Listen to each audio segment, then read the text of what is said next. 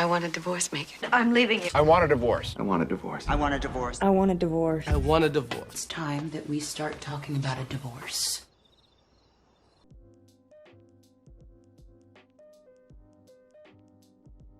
Divorce rates are consistently rising, with the current number sitting around 42%. In order to know why it's so hard to get a divorce, we need to ask how to get a divorce. And this can be found in the Matrimonial Causes Act 1973. Under here there are 5 ways to get a divorce, and these are often seen as quite complicated.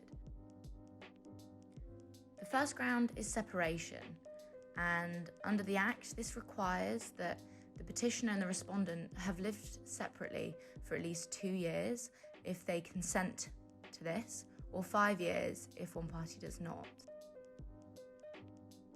The law has interpreted separation to include being in the same household as long as they are not living as man and wife.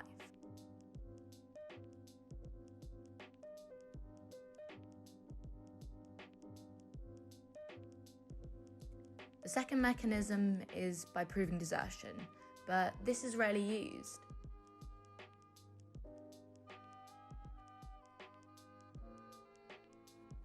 The behavioural ground requires that the respondent must have behaved in a way that the petitioner cannot reasonably be expected to live with them.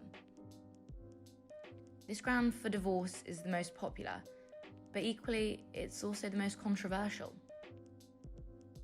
To have to then assign blame to someone to achieve a divorce just made the situation even more horrific, and it was horrific. I had to apportion blame to my ex-partner, and that immediately set the boundaries, it immediately set the battlegrounds.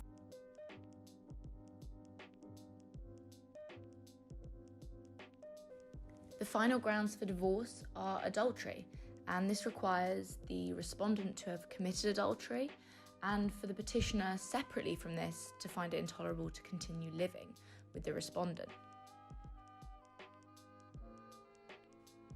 Although petitions on this ground are rarely contested, if they were, this would require the petitioner to prove that this adultery occurred. The divorce law is controversial as it treats the marriage promise like more of a marriage contract, and the rationale for this can be found in the idea of the sanctity of marriage. We see that the power of the church is slowly dwindling, but the fact that couples still have to list reasons or come up with a justification leaves many people wondering why this grasp is still there. These problems have caused protests and many campaign groups, which has resulted in a new bill, the Divorce, Dissolution and Separation Bill, which has been in Parliament for a while now, but is finally being debated on the 8th of June. This will end the need for the blame game or pointing fingers, and will allow couples to essentially receive a divorce on demand. This reform is highly contested, so here are some opinions surrounding it. It's not good to so trivialise, to so dumb down marriage, to say that when people feel that they've had enough of it, they would just want to be out of it, that we put that we don't recognise that in law. Couple should be able to exit in a dignified way. State be able to say, no, you can't get divorced, or yes, you can get divorced.